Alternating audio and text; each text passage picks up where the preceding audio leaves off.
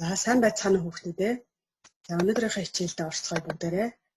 За дэвтрээ гаргаад бүгдээрээ хичээлийнхэн гарчгийг хичээрээ. За өнөөдрийн хичээлийн сэдв нь зураг боловсруулах технологи.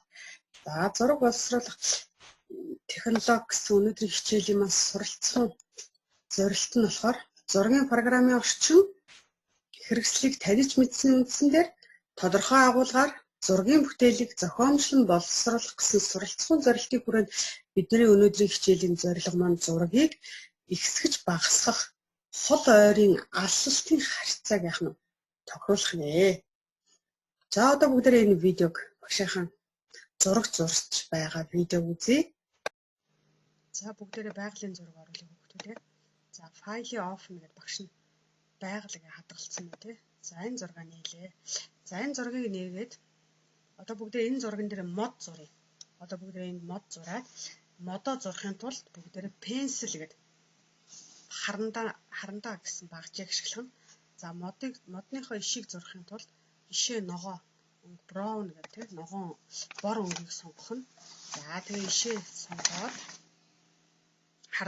харандаагаа сонгоод бүгдээ за энд нэг мод зуръя.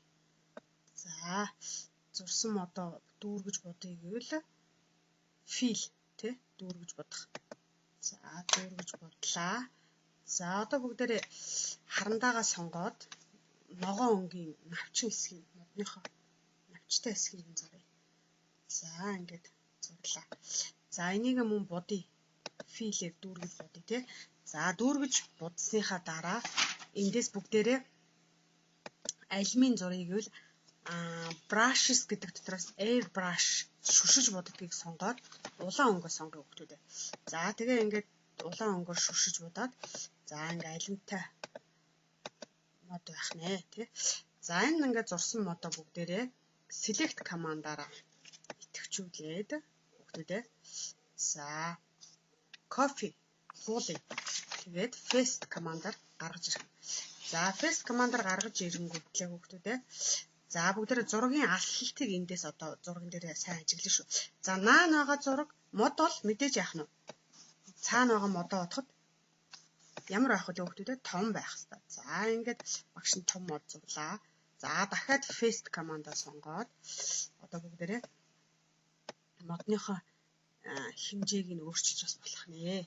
За дахиад paste команд гаргаад за одоо энэ цаана байгаа модыг зурах гэж юм гэвэл за энэ модыг зуръя гэвэл энэ маань яах нь бүгдээрээ жижигрүүлж өгнө тий. За одоо багш нэлийн цаана байгаа гэдэг төсөлж зурж үзүүлэх нэ. За ингээд цаана байгаа моднуудыг тий. За дахиад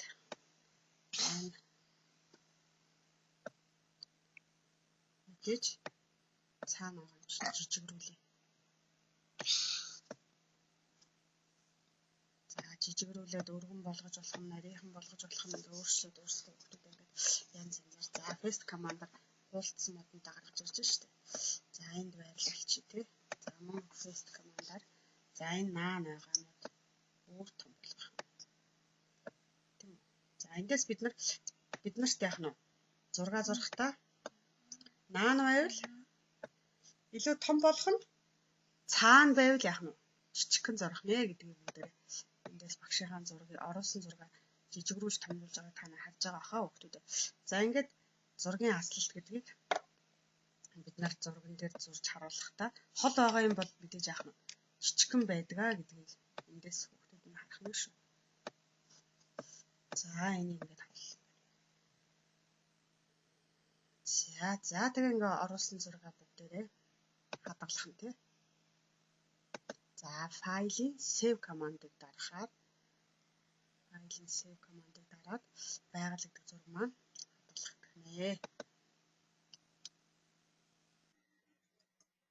За одоо бүгдээрээ өнөөдрийн саяны багшийнхан зургийн програм дээр тий мод зурхад хэрэглэгдсэн командуудаа тэмдэглэж авъя. За pencil буюу харандаа, air brush буюу шүшиж бодох, fill with color буюу дүүргэж бодох, copy хуулах, paste хуулсан зураг гаргах гэсэн эдгээр командуудыг дэвтэртээ тэмдэглэж аваарай хүүхдүүдээ. За харааны түвшний алсалтыг бол дүрслэх хурлын хичээлдэр болоод хүүхдүүд маань үтсэн байгаа. За энд бол одоо багш нь одоо харааны түвшний шугамыг одоо энэ голын хөндлөн зураас бол хэлж байна. За тэгвэл харааны түвшинд харагдаж байгаа гэдэг энэ хоёр мод бол харааны түвшинд харагдаж байгаа зураг ахын тий энэ хоёр мод. За тэгтэл харааны түвшнөөс дээш харагдаж байгаа зураг нь бол одоо энэ хоёр энэ гурван модны ингээд дээшлэх тусмаа ямар болсон бэ? Томорсон байна тий. За тэгвэл харааны түвшнөөс доош харагдаж байгаа гэдэг нь зураг маань наашлах тусмаа яаж юм том болоод цаашлах тусмаа жижиг болж харагдаж байна. За тэгвэл ингэж харааны түвшний алсалт нь ингэж биднэрт яхан харагддаг байх нэ.